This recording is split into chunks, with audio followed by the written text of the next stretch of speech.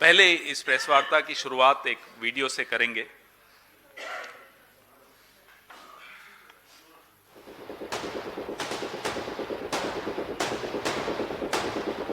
Link भेजी, link.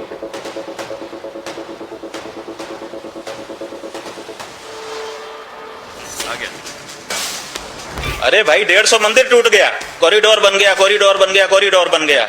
ये 5 बार आप बोल चुके हमसे, लेकिन 150 मंदिर, वो मंदिर जिनका पुराणों में वर्णन था, वो मंदिर जो 2000 साल पुराने थे, वो मंदिर जो 500 साल पुराने थे, वो मंदिर जो 800 साल पुराने थे, वो सारे के सारे तोड़ करके फेंक दिए गए। हमको टूटी में पकड़ा, ऐसे उछाल के ले जा रहे हैं, कैसे धोबी को कपड़ा पछड़ते हैं, पीछे से इतना मार रहे हैं रात दंड से। आप लोग तो थोड़ा बहुत वीडियो देखे हो। और वो कौन होते हैं? हमारे गुरुजी को पालकी से उतारने वाले। यही है आप लोग का धर्म, बंद कमरे में जाके जूते से मारना। और ऐसे प्रशासन को मैं धिक्कार करता हूँ, ये नहीं करना चाहिए योगी जी। तो इस समय हमारे पास तो कोई पदाधिकारी हमारे तो है नहीं जो इस लेटर को आपके रिसीव कर सकते हैं। तो आपसे हम ये निवेदन कर सकते हैं कि आप प्रातः जो ऑफिस का समय रहता है उस पर आइए और आप इसको रिसीव कराइए। प्रमाण की आपको जरूरत है।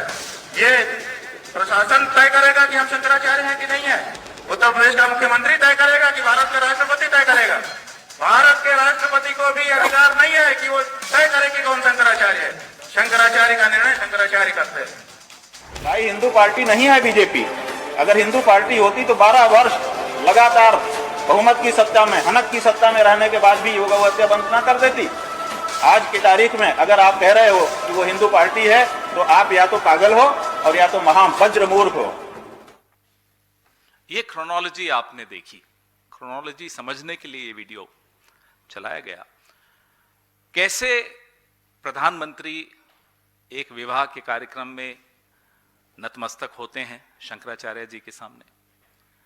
शंकराचार्य जी के मन में जो आता है, जो उनको सही लगता है, जो सवाल वो उठाते हैं, जो निंदा वो करते हैं, वो आपने सुनी। और उसका नतीजा ये कि शाही स्नान करने से उनको ना केवल रोका गया, पिछले 48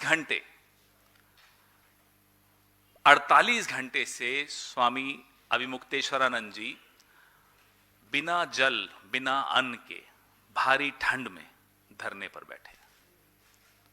माफी तो बहुत दूर की बात है कि प्रदेश के मुख्यमंत्री या प्रशासन के लोग माफी मांगे, ये तो बहुत दूर की बात है। भैया मोबाइल साइलेंट कर दो प्लीज।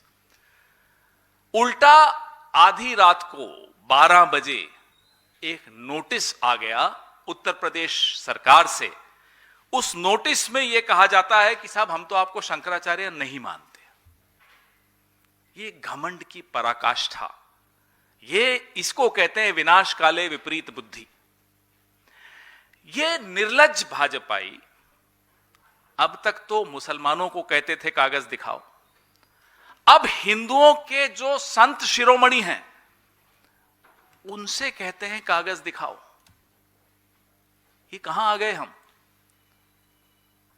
ये स्थिति कैसे आई कि जो नारे लगाते थे बटेंगे तो कटेंगे, देश को तो धर्म पे, भाषा पे अलग अलग विवाद पैदा करके बांट ही रहे हैं, हिंदू धर्म को भी बांटने के लिए खुद निकल कर आ गए।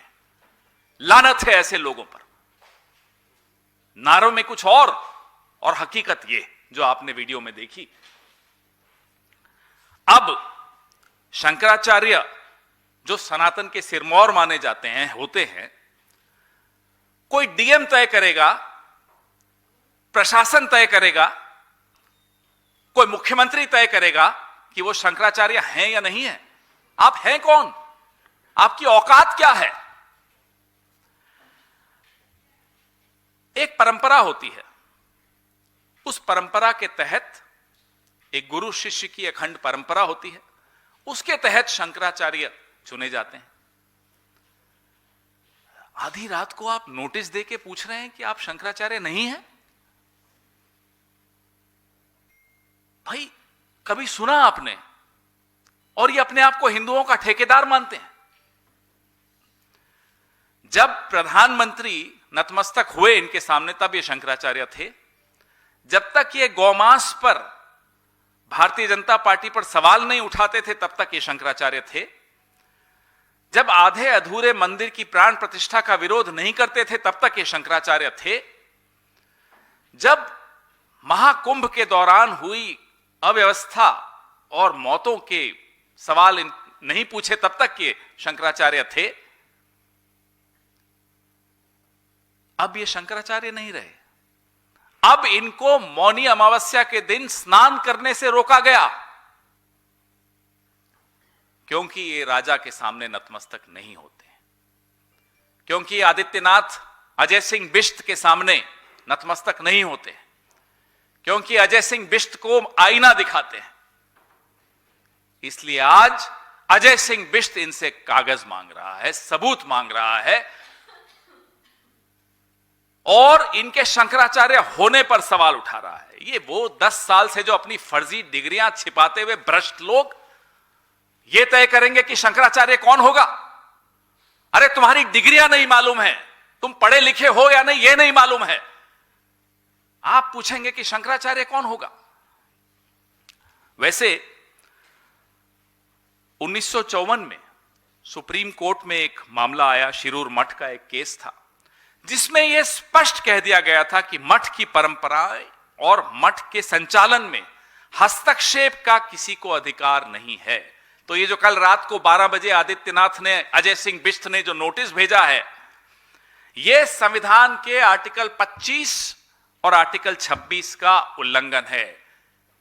यह नैतिकता के पैमाने पर सही नहीं है, यह कानून के पैमाने पर सही नहीं है, संविधान के पैमाने पर सही नहीं है। ये बेशर्मी है, ये बेहयाई है, ये निर्लज्जता है, उससे कम कुछ नहीं है।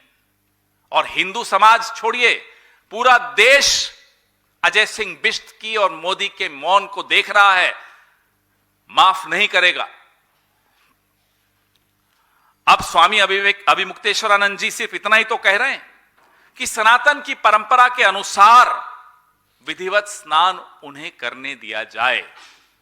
कहते हैं साहब अनुमति चाहिए। मां गंगा में स्नान के लिए अनुमति चाहिए। भारत में रहने वाले किसी भी व्यक्ति को क्या मां गंगा में स्नान के लिए अनुमति लेनी पड़ेगी? और ये तो हिंदुओं के संत शिरोमणि हैं, इनको अनुमति लेनी होगी अजय सिंह बिष्ट से कि मैं गंगा में स्नान, और ऐसा स्नान जो पुरातन समय से चला आ रहा हो। खुद स्वामी अभिमुक्तेश्वरानंद जी कहते हैं कि 40 साल से तो वो कर रहे थे, उनको अनुमति नहीं है। और उनको अनुमति लेने की जरूरत क्यों पड़ेगी? मां गंगा किसी की बपौती है, जो इनके गुणगान करता रहे उसके लिए वीवीआईपी, अडानी अंबानी के लिए अलग, जैसा कि कल मैंने आपको बताया महाकुंभ में व्यवस्था। और जिनसे समाज को खतरा है, मैं मोहन भागवत के राष्ट्रीय स्वयंसेवक संघ की बात कर रहा हूं, जिनसे समाज को खतरा है, उनकी सुरक्षा में करोड़ों रुपए खर्च कर दिए जा रहे हैं। असली जो संत हैं, जो हिंदू धर्म का प्रतिनिधित्व करते हैं, उनके साथ यह हालत। आपने देखा कि उनके एक बुजुर्ग शिष्य को, 85 वर्षीय शिष्य को जूतों से मारा गया, राजदंड किसी का छीन लिया गया, पालकी का अपहरण कर लिया गया। और जो नकली हैं, जो स्वयंभू है, जो अपने आप को ठेकेदार बना के चलते हैं, जो समाज के लिए खतरा हैं, वो Z+ सिक्योरिटी लेते हैं। उनके लिए ASL होती है जैसे प्रधानमंत्री के लिए होती है। ये औकात आप जिनके वोट से, जिनके समर्थन से आज इठलाते हुए घूमते हैं, उनकी ये हालत करते हैं।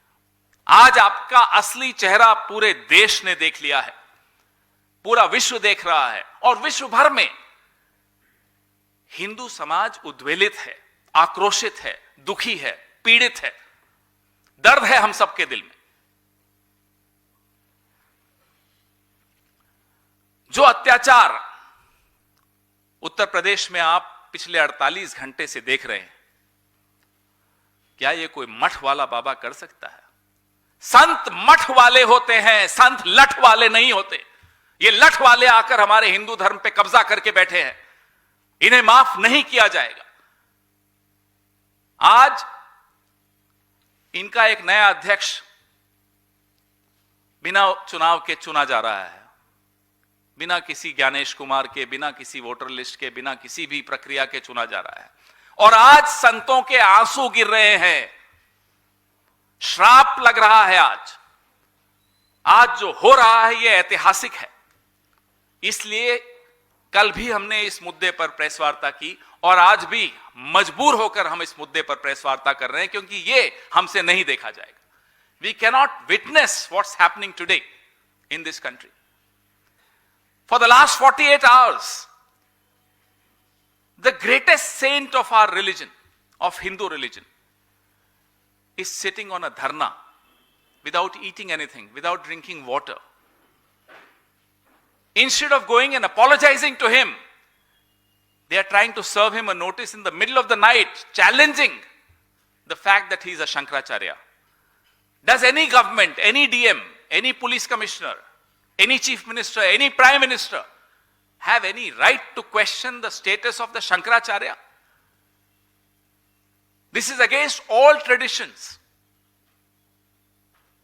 Therefore, we come to you repeatedly on the second day consecutively, raising the same issue, because what is happening is unprecedented. It has never happened before, neither under the Mughals nor under the British. But it's happening under those who claim to be the self-proclaimed custodians of my faith. Every single Hindu across the world is watching what's happening in Uttar Pradesh. These people are sinners. They will never be forgiven. Your questions, please.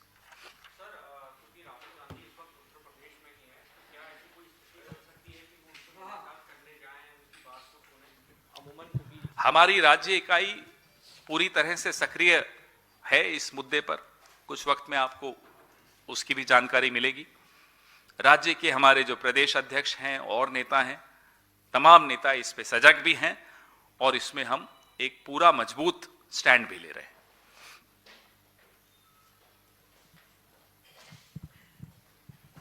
So you have called BJP anti-Sanatani yesterday as well. I have called them anti-India.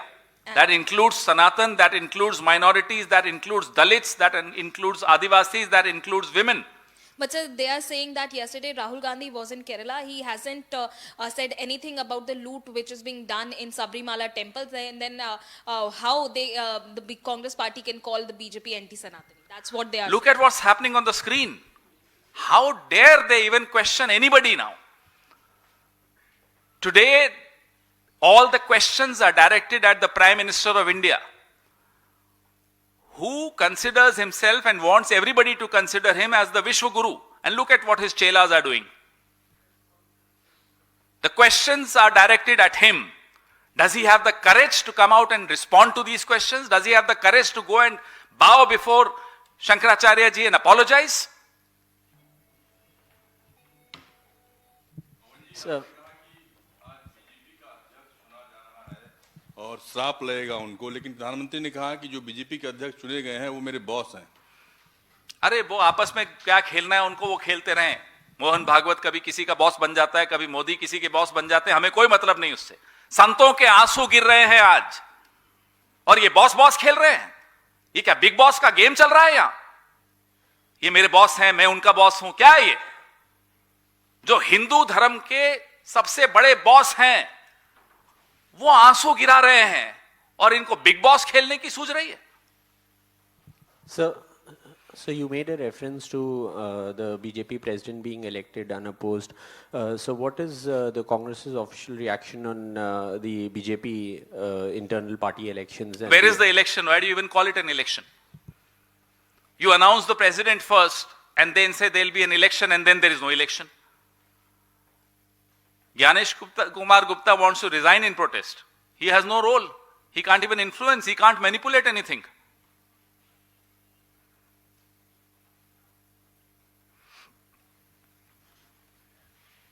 जो भी पूछना है यहीं पूछ लीजिएगा, मैं उस दिन आए। जो नोटिस दी गई मेला प्रशासन के द्वारा शंकराचार्य जी को, उसमें रेफर किया गया है कि किस तरह से एक अपील पेंडिंग है सुप्रीम कोर्ट में कि ज्योतिष पीठ जो है तब तक अपने नए शंकराचार्य का कंसेक्रेशन अनाउंस नहीं कर सकती, उसी के बिहाफ पे ये नोटिस दिया गया है। उसमें दयानंद प्रशासन का क्या रोल है, प्रशासन का मतलब क्या है? मैंने आपको सुप्रीम कोर्ट का एक केस भी साइट किया 1954 का, शिरूर मठ का। प्रशासन का रोल क्या है भाई इसमें? और उसका जवाब शंकराचार्य जी ने खुद दे दिया है। हर जगह विवाद पैदा करना, यही है क्या प्रशासन का रोल? एक धर्म में एक शंकराचार्य हैं, आप वहां भी विवाद पैदा करने चाहते हैं? ये जो बांट रहे हैं ना, यही काटते भी हैं। जो नारा लगाते हैं बटेंगे ये कटेंगे, यही बांटते हैं। सर मेरा सवाल, नोएडा में जो इंसिडेंट हुआ है, युवराज की जिस तरह से मृत्यु हुई है, फिलहाल जो कार्रवाई हुई है उसमें नोएडा अथॉरिटी की सीईओ को सस्पेंड कर दिया गया है और एसआईटी की जांच की बात की गई है। लेकिन सवाल ये है कि आपको लगता है कि केवल एसआईटी की जांच होना या किसी एक व्यक्ति को सस्पेंड कर देना पूरी कार्रवाई को इस्टेब्लिश करता है, अकाउंटेबिलिटी को फिक्स करता है? और क्या आप मांग करेंगे योगी सरकार से, उत्तर प्रदेश सरकार से इस पूरे मामले को लेकर?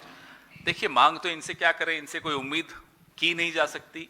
ठीक उसी जगह पर ये कोई पहली बार नहीं हो रहा, कुछ दिन पहले भी हुआ, एक गिग वर्कर ने बचाया किसी को, और एसडीआरएफ एनडीआरएफ सबके होने के बावजूद वो व्यक्ति घंटों तक संघर्ष करता रहा बचने के लिए, कोई उनके बचाव में नहीं आया। एक गिग वर्कर ने जाकर कोशिश की। शर्मनाक है ये बात कि बड़ी बड़ी आप ऑर्गेनाइजेशंस बनाते हैं, उस पर करोड़ों रुपए खर्च करते हैं, और जब वक्त आता है उन ऑर्गेनाइजेशंस को कुछ काम करने का तो वो पीछे हट जाते हैं। तो ये जो लीपापोती हो रही है, इस लीपापोती से क्या उस परिवार को न्याय मिलेगा? क्या इस तरह के हादसों की पुनरावृत्ति न हो, यह सुनिश्चित किया जा सकेगा? यह सवाल है जो पूरा देश के मन में है। सर, प्रधानमंत्री ने कुछ बातें कही अपने संबोधन में, जब वो भाजपा कार्यालय में थे। उन्होंने कहा कि कांग्रेस का जो इतना घंघोर पतन हुआ है, यदि वो उसकी समीक्षा करने बैठे तो परिवार पर ही सवाल उठेंगे जिन्होंने वर्षों से उस पर। अरे आज पूरा देश, पूरा हिंदू धर्म संघ परिवार पे सवाल उठा रहा है। इन्हें पढ़िए कांग्रेस पार्टी की।